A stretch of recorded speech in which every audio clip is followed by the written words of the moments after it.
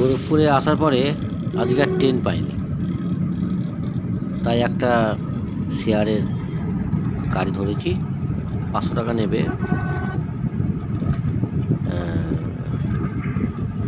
বুটোয়াল অবধি যাওয়ার জন্য।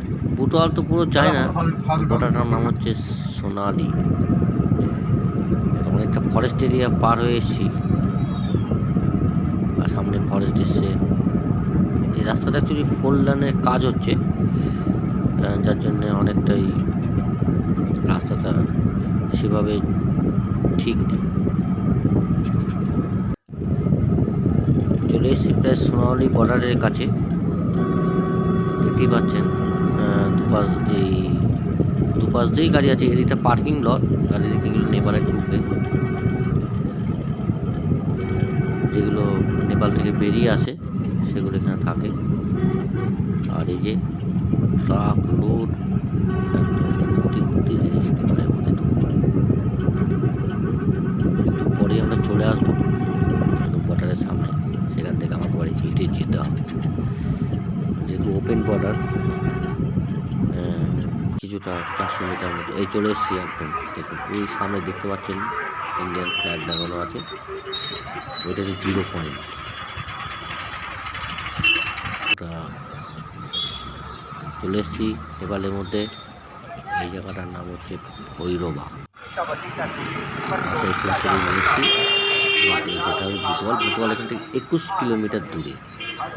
তো চলুন বাসে উঠি।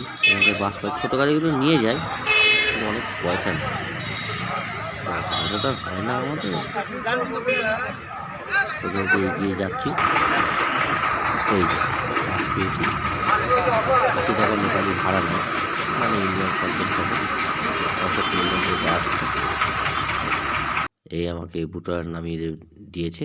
এই যে হোটেলে খাবার নিয়েছি, দেখুন মাংস, ডাল, নেপালের ডিশ এটা, 3 রকমের সবজি, শাক, চাটনি, ভাত। রুটি অবশ্য চলে না এখানে। এখান থেকে পেট ভরে ভাত খেয়ে তারপরে যাব হচ্ছে চলে এসেছি। এখান থেকে আমাকে যেতে হবে ঘোড়াইতে, এখানে টিকিট কাটতে হবে। টিকিটটা কেটে আমি বাস ছেড়ে দিয়েছে। কালপা নদী পার হচ্ছি, শেষ করে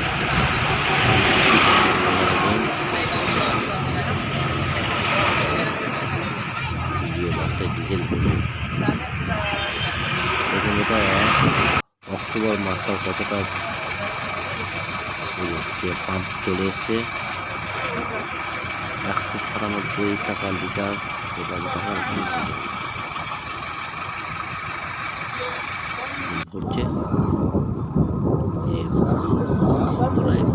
বাদুদের শুনছি,